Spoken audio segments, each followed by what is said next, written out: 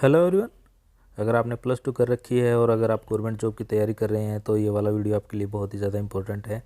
आज एसएससी में 12th base पे वैकेंसीज आई हैं। 4500 टेंटेटिव पोस्ट हैं, बढ़ भी सकती हैं। और ये नोटिफिकेशन आज ही आया है तो इसमें हम एक एक करके सारी चीज़ देखेंगे। तो शुरू करते हैं दोस्तों।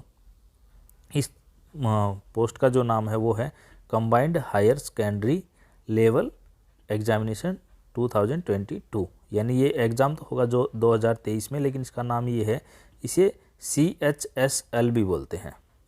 जो बच्चे तैयारी करते हैं उनको पता होगा इस बात का। तो ये फॉर्म कब शुरू होंगे भरने?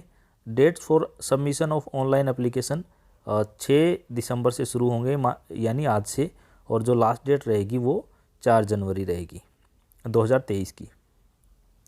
Last date and time for received online application, जो लास्ट डेट है एप्लीकेशन रिसीव करने की रात को 11 बजे तक है। कई बार हम सोचते हैं 12 बजे तक है, नहीं, इसकी 11 बजे तक है, ठीक है जी। और लास्ट डेट जो चालान जनरेशन की है वो है 4 जनवरी ही है, ठीक है। Last date for online fees payment की ये भी 5 तारीख है। फ़ीस पेमेंट आप अगर ऑफलाइन करने जाते हो तो कई बार वो 5 तारीख तक करने देगा आपको। लास्ट डेट फॉर पे ये अगर ऑनलाइन आप करते हो तो 4 तारीख ये देगा, 5 तारीख देगा। अगर आप ऑफलाइन करते हो तो ये 6 तारीख दे रहा है, ठीक है जी। Window for application form correction, अगर आपने फॉर्म में कोई गलती कर दी और आप उसे ठीक कराना चाहते हैं तो आप उसे 9 तारीख से लेके और 10 तारीख तक इसको अपने फॉर्म में करेक्शन करा सकते हैं। किसी के नाम में कोई गड़बड़ हो गई या फिर फ़ोटो में, साइन में, तो वो ठीक करा सकते हैं आप। अब इम्पोर्टेंट बात ये आती है कि ये एग्ज़ाम 2 पार्ट में होगा। शेड्यूल 1 टायर 1 में और शेड्यूल टायर 2, दोनों एग्ज़ाम जो कंप्यूटर बेस होंगे। पहला एग्ज़ाम फरवरी मार्च में हो जाएगा, जनवरी में फॉर्म ख़त्म होंगे, फरवरी मार्च में एग्ज़ाम हो जाएगा। सेकंड है वो उसका रिज़ल्ट आने के बाद, वो बाद में बताएंगे कि कब एग्ज़ाम होगा। तो अब आपको इस एग्ज़ाम से रिलेटेड स्टडी मटेरियल चाहिए PDF में तो आप मुझे कमेंट करके बता सकते हैं। और ये वाला वीडियो आपके दोस्तों के साथ शेयर कर सकते हैं जिन्हें जो इस एग्ज़ाम की तैयारी कर रहे हैं, या फिर जिनको ज़्यादा आप चाहते हैं कि उनको पता चले तो आप उनके साथ शेयर कर सकते हैं। अगर आपकी कोई क्वेरी है तो आप मुझे कमेंट करके बता सकते हैं। अब बात आती है, अगर फॉर्म भर रहे हैं हम तो सैलरी क्या रहेगी। इसमें 3 तरह की वैकेंसी बेसिकली। पहली जो वैकेंसी है वो LDC की है और JSA की है। LDC का मतलब होता है लोअर डिवीजन क्लर्क और JSA का मतलब होता है जूनियर सेक्रेटरिएट असिस्टेंट। इनकी जो वैकेंसी है वो पे लेवल 2 है, यानी बेसिक जिसकी रहेगी 19,900 से लेके 63,200 तक। तो इसमें जो अगर हम बात करें आपकी मोटा मोटी ग्रोस जो बन जाएगी 40,000 तक बन जाएगी इसमें, ठीक है जी। दूसरी है डाटा एंट्री ऑपरेटर और DEO भी बोलते हैं, ये लेवल 4 की है। इसकी जो बेसिक है आपकी 25,500 से लेके 81,100 तक बनेगी। और इसकी अगर हम बात करें लेवल 5 में, डाटा एंट्री ऑपरेटर की लेवल 5 में भी आ रही है 29,200 से लेके 92,300 तक। तो ये आपकी जो ग्रोस सैलरी इसकी बनेगी ना, इसकी ग्रोस सैलरी आपकी लेवल 4 में तो आपकी ग्रोस सैलरी बनेगी 40,000 से 50,000 के बीच में। और लेवल 5 का जो दूसरा पार्ट है 29,000 जिसमें शुरू हो रही है, इसमें आपकी 50,000 से 60,000 के बीच में आपकी इसमें बन जाएगी। Data entry operator grade A की जो 4 में है, इसकी भी आपकी 50,000 तक इसमें आपकी ग्रोस बनेगी, ठीक है जी। अब बात करते हैं कि इसमें वैकेंसीज कितनी होंगी।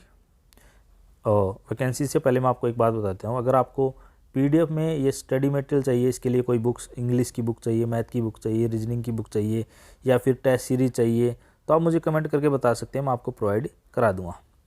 टेंटेटिव वैकेंसी इसमें 4500 रहेंगी। और जो आप देख सकते हो यहाँ पे जाके ssc.nic.in पे जाके देख सकते हो। अगर किसी को लिंक या फिर कुछ नहीं मिलता तो आप मुझे कमेंट करके बता सकते हो, मैं प्रोवाइड करा दूँगा, ठीक है जी। रिजर्वेशन जो जिसका जितना है वो उनको मिल जाएगा। रिजर्वेशन SC ST OBC या फिर EWS ESM और PWBD जो जितने भी हैं सबको अपने हिसाब से उनका रिजर्वेशन गवर्नमेंट प्रोवाइड करा देगी, ठीक है जी। फिर हमारे पास जो नेक्स्ट पॉइंट आता है, कौन फॉर्म भर सकता है। Indian candidate, citizen of India तो भर ही सकते हैं, सिटीजन ऑफ नेपाल भी भर सकते हैं, भूटान भी भर सकते हैं। और वो लोग जो Pakistan, Burma, Sri Lanka, east African countries, Kenya, Uganda और तंजानिया से यहाँ आए मालवी, जेर, इथोपिया, ये भी भर सकते हैं जो यहाँ पे परमानेंटली सेटल हो चुके हैं। अब बात करते हैं सबसे इम्पोर्टेंट बात, एज कितनी रहेगी जी। एज लिमिट ये कैलकुलेट करेंगे, आपकी एज होनी चाहिए 18 से 27 के बीच में, और एज जो कैलकुलेट की जाएगी वो 1 जनवरी 2022 से शुरू की जाए, मतलब मानी जाएगी। अगर आप 1 जनवरी को इतनी एज आपने कंप्लीट कर ली तो आपकी 27 साल कंप्लीट कर ली तो आपको फॉर्म नहीं भर सकते।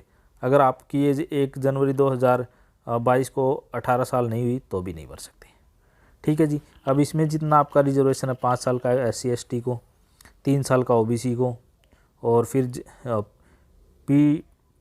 PWBD का जो 10 साल का, PWBD OBC का 13 साल का, PWBD SC ST का 15 साल का, एक्स सर्विसमैन का 3 साल का जो मिलिट्री में रहे हैं, डिफेंस पर्सनल को 3 साल का, डिफेंस पर्सनल का, SC ST को 8 साल का, और जो गवर्नमेंट सिविलियन एम्प्लॉई है उनको 40 साल का, और इस तरह से करके इनका वीडो हैं, डाइवोर्स्ड वीमेन है, वीमेन जुडिशली सेपरेटेड हैं, और जिन्होंने दोबारा शादी नहीं हुई उनको 35 साल तक भर सकते हैं। अगर वीडो, डाइवोर्स वुमेन और women judicially separated who are not remarried SC ST में आते हैं तो 40 साल तक। ठीक है जी। अब बात करते हैं हम आगे, एक्सप्लेनेशन इनका क्या क्या मतलब है वो तो मैंने आपको वैसे ही बता दिया। ठीक है जी। अगर आप कोई रिजर्वेशन चाहते हैं तो आपके पास उसका सर्टिफिकेट होना चाहिए। अगर आपको फिजिकली सब्सक्राइब चाहिए या फिर कोई आपको एक्स्ट्रा टाइम चाहिए तो वो भी वो प्रोवाइड कराएंगे, लेकिन जो फिजिकली हैंडीकैप है पर्टिकुलर उनके लिए, कुछ इनमें कुछ एक ग्रुप होते हैं उनके लिए। अब एसेंशियल एजुकेशनल क्वालिफिकेशन क्या होनी चाहिए, आपको 4/1/23 तक 2023 तक आपके पास ये क्वालिफिकेशन होनी चाहिए। LDC, GSA, DEO grade A के लिए आपके पास 12th एग्ज़ाम होना चाहिए, आपके पास 12th होनी चाहिए, और उसके साथ आपको टाइपिंग भी आनी चाहिए। आपको देखो, आप एग्ज़ाम की तैयारी कर रहे हो तो साथ साथ आपको हिंदी या इंग्लिश की आप टाइपिंग सीख लेंगे तो भी अच्छा रहेगा। इसमें टाइपिंग का एग्ज़ाम होता है, लेकिन आपको ज़्यादा डरने की ज़रूरत नहीं है। अगर आपको टाइपिंग नहीं आती तो आप एग्ज़ाम की तैयारी कर लीजिए, जैसे ही एग्ज़ाम का रिजल्ट आता है उसके बाद आपको लगता है कि हाँ मेरा सिलेक्शन हो जाएगा तो तब भी टाइपिंग सीखना शुरू कर सकते हैं। और यहाँ मैं आपको एक बात बता देता हूँ, जो बच्चे टाइपिंग भी साथ साथ कर रहे हैं तो जिनको उस सॉफ्टवेयर की रिक्वायरमेंट है, जो जिस पे ये अपना टेस्ट लेते हैं, तो वो आप कमेंट करके बता सकते हैं, मैं आपको वो सॉफ्टवेयर प्रोवाइड करा दूँगा जिस पे ये टाइपिंग टेस्ट लेते हैं, जिसमें 9000 टेस्ट की टाइपिंग कराते हैं, तो वो भी आपको मिल जाएगा। ठीक है जी। अब आती इम्पोर्टेंट बात कि फ़ीस कितनी लिए लेंगे। अगर आप फ़ीस इसमें कुछ भी नहीं है, मान लो 100 रुपये ही फ़ीस है मतलब, और जो SC ST हैं, वीमेन हैं और ESM है, PWBD हैं, इनको फ़ीस नहीं लगेगी। फ़ीस आप भीम से कर सकते हैं, नेट बैंकिंग से, वीज़ा से, मास्टर कार्ड से, डेबिट कार्ड से, क्रेडिट कार्ड से, कैसे भी कर सकते हैं। ऑनलाइन भी भर सकते हैं, SBI के थ्रू चलान से ही भर सकते हैं SBI में। ठीक है जी। फ़ीस जो पेड करनी है कैंडिडेट को 5/1/2023 तक करनी है। 5 जनवरी 2023 को रात को 11 बजे तक आप फ़ीस पे कर सकते हो ऑनलाइन। ऑफलाइन में आप 6 तारीख को पे कर सकते हो। ठीक है जी। अगर आपको कोई करेक्शन करानी है तो 9 जनवरी 2023 से 10 जनवरी 2023 को रात को 11 बजे तक आप करेक्शन करा सकते हो। 2 दिन आपको नाम वगैरह में कोई करेक्शन करानी है तो आपकी करेक्शन कर सकते हो। आपकी एज कैलकुलेट की जाएगी आपकी 10th स्टैंडर्ड में आपकी जो एज लिखी है उसके बेसिस पे। और उसके अलावा अगर मैं बात करूं, आपका नाम और वो सारी चीज़ें 10th में के सर्टिफिकेट में जो हैं वो मानी जाएंगी। एग्ज़ाम सेंटर कहाँ रहेंगे, ये एग्ज़ाम सेंटर आपके, अगर आप सेंट्रल रीजन में भरते हो बिहार उत्तर प्रदेश में तो ये आपके एग्ज़ाम सेंटर रहेंगे, इनके कोड के साथ ये हैं। और आप स्क्रीनशॉट लेके देख सकते हो, जैसे भागलपुर है, मुजफ्फरपुर है, पटना है, पूर्णिया है, आगरा है, बरेली है, झांसी है, ये सारे हैं। उसके बाद ईस्टर्न में भी, मतलब मोस्टली जितने मेन डिस्ट्रिक्ट हैं सब जगह ये इनके हैं। तो ये सारे इनके रीजन हैं। अब बात होती है scheme of exam. Scheme of exam का मतलब है एग्ज़ाम कैसे होगा। एग्ज़ाम कंप्यूटर बेस्ड एग्ज़ाम होंगे, टायर 1 और टायर 2 में एग्ज़ाम होंगे। ठीक है जी, दोनों ही कंप्यूटर बेस्ड एग्ज़ाम हैं।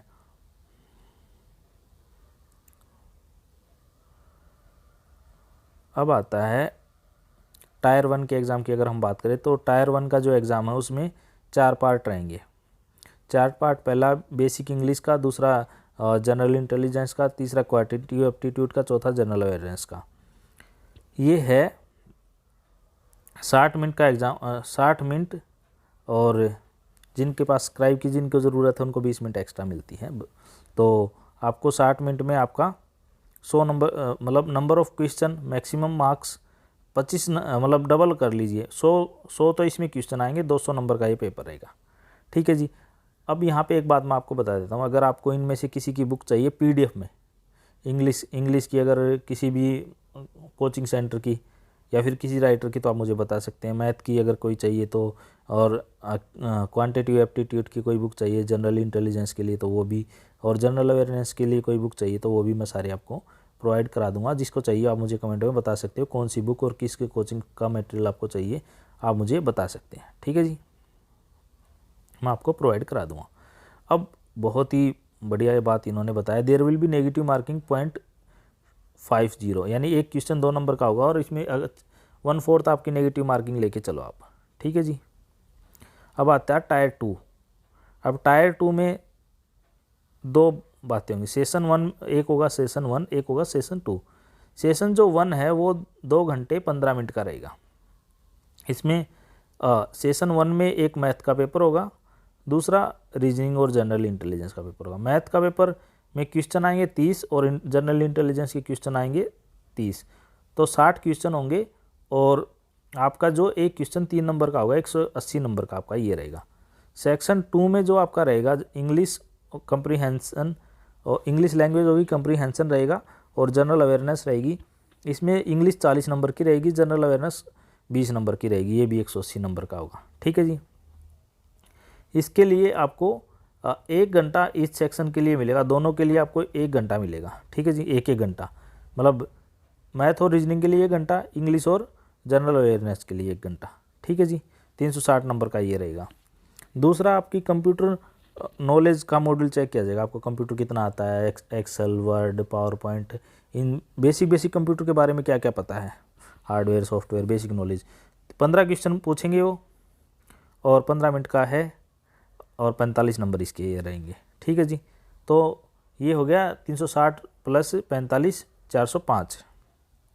फिर सेशन 2 हो गया। सेशन 2 में है आपका स्किल टेस्ट और टाइपिंग टेस्ट। अगर आप DEO के लिए जाते हैं, डाटा एंट्री ऑपरेटर के लिए, तो आपका होगा स्किल टेस्ट, 15 मिनट दी जाएंगे आपकी स्किल के लिए। और दूसरा रहेगा टाइपिंग टेस्ट। अगर आप LDC के लोअर डिवीजन क्लर्क के लिए जाते हैं तो आपके होगा टाइपिंग टेस्ट। टाइपिंग टेस्ट भी 10 मिनट का होगा, और इसके लिए इन्होंने ये बता दिया आपको। देखो, इनमें से आपको किसी के लिए कोई बुक चाहिए तो आप मुझे कमेंट करके बता सकते हैं। अब हम बात करें इसका सिलेबस क्या रहेगा, तो थोड़ा सा ना सिलेबस में एक इसका वीडियो अलग बना दूंगा, जिसमें आपका सिलेबस आपको अच्छे से कवर हो जाए, सारी चीज़ें हम एक एक बात इसके अलग से कवर करके चलें। देखो, पार्ट A में जो स्किल टेस्ट होगा ना, जो डाटा एंट्री ऑपरेटर के लिए, data entry operator grade A के लिए, उसमें एंट्री की जो वो होगा, डाटा एंट्री स्पीड जो होगी वो 8000 वर्ड होनी चाहिए। 8000 की डिप्रेशन पर हावर, 1 घंटे में आप 8000 शब्द लिख पाओ। ठीक है जी। करेक्ट एंट्री होनी चाहिए उसमें आपकी, और प्रिंटेड मैटर इंग्लिश कंटेंट। देखो, अब अगर आपको इसके लिए कुछ चाहिए इन्फॉर्मेशन, या फिर मतलब ये सॉफ्टवेयर चाहिए, तो मैं आपको प्रोवाइड करा दूंगा। अगर किसी को चाहिए तो कमेंट में बता देना मुझे। ठीक है जी। इसे इनके लिए भी जो LDC के लिए भी टाइपिंग टेस्ट होगा, आप हिंदी इंग्लिश दोनों में से कोई सा टाइपिंग टेस्ट आप ले सकते हो।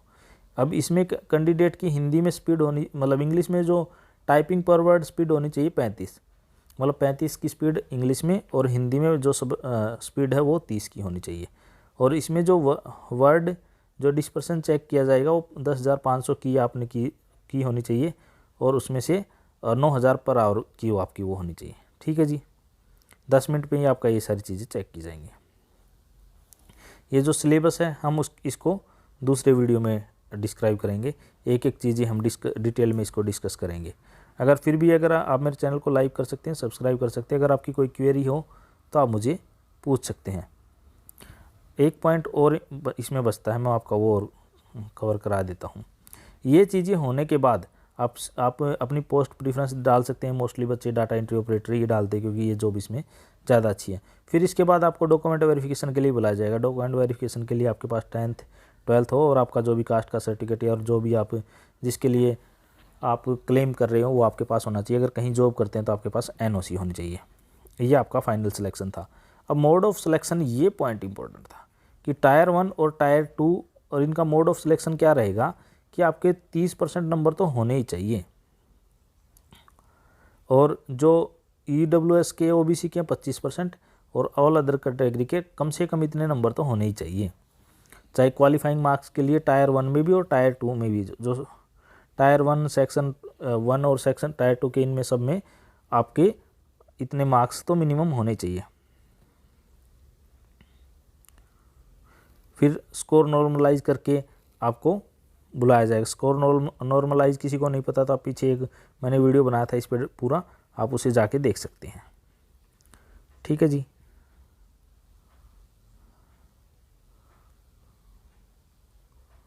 और बस इसमें ये वाले ही मेन पॉइंट थे। अगर कोई क्वेरी है तो आप मुझे कमेंट करके बता सकते हैं। देखो, अगर आप कोई इस तरह का काम करते हो जो SSC के खिलाफ है, जैसे मान चीटिंग करते हो, तो आपको बैन भी कर सकते हैं ये लोग। इस वीडियो में इतना ही। Thanks, have a nice day.